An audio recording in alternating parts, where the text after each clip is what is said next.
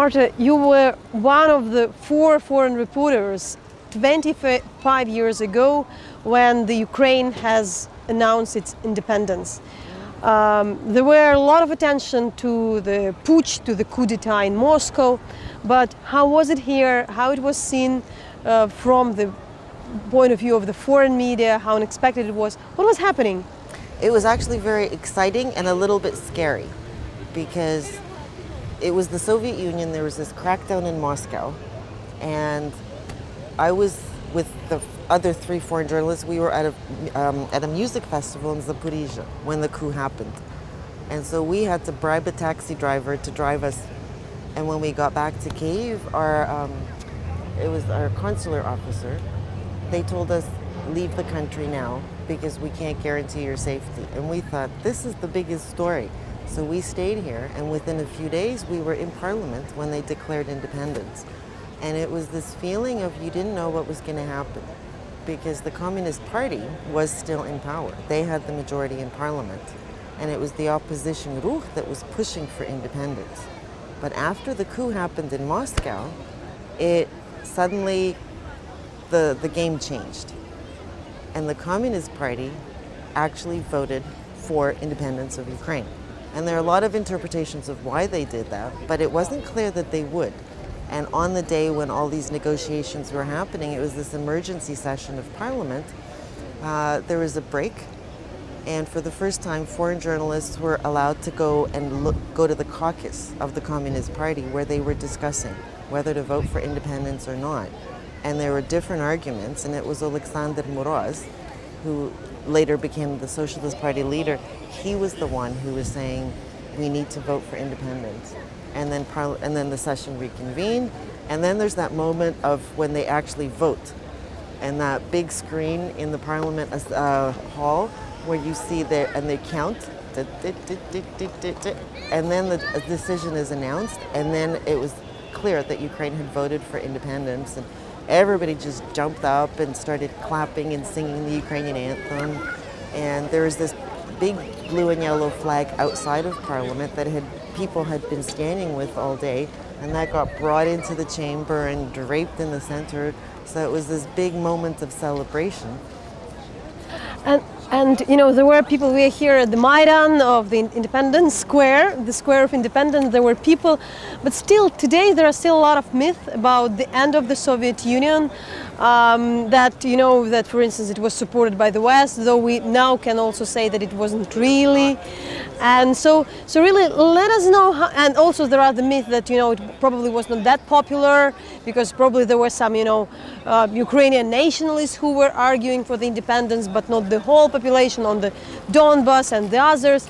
But really, how was it? You know, Well, there were a lot of myths surrounding the events, and the Harvard professor Serhiy Plokhy has written an award-winning book which documents the fact that the West was not actually in favor of Ukrainian independence, that they really wanted the Soviet Union to stay together. And then US President Bush came to Kyiv just a few weeks before the coup and before independence was declared, and he stood in Parliament and told Ukrainians basically not to go for independence. So they weren't interested in Ukraine separating and the Soviet Union falling apart. Of course, later they all took credit for it, that yes, we won the Cold War and all that sort of thing. In terms of societal feelings, not everybody is interested in politics today or 25 years ago. So there are people who were very active in Ruch, the pro-independence movement, the National Democrats. There were people who were constantly going to the squares and attending meetings and pushing for language. And here the students had a big sit-in in 1990, the big hunger strike. So there were active members of society, but there were also people who were indifferent. And it's hard to say how many people actually followed politics, but what's important is when it came to vote. In December of 1991, when the referendum was held, it was a very high voter turnout, and it was over 90% yes vote.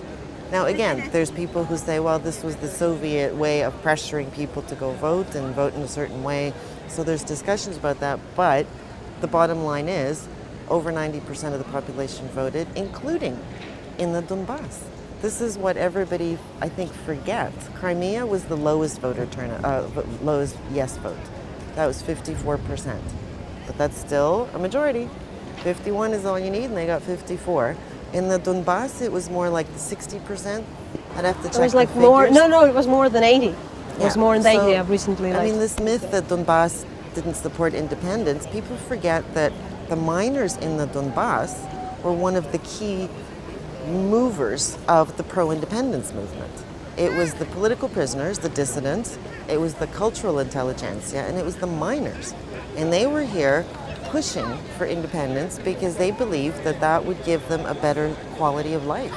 So it was this interesting coalition of political forces that led to this, that people now forget about.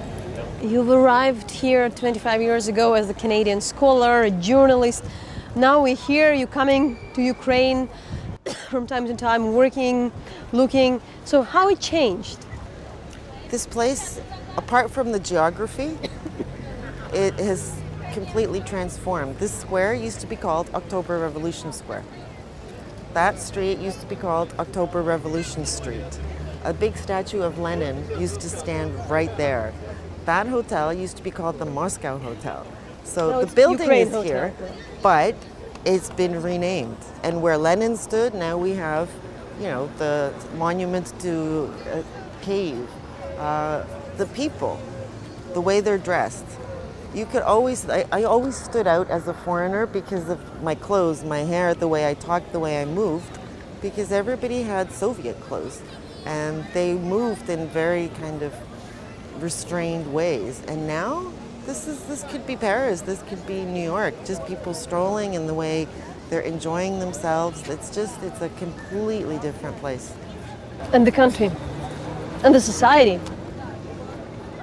This is what I think is underappreciated, both within the country and abroad.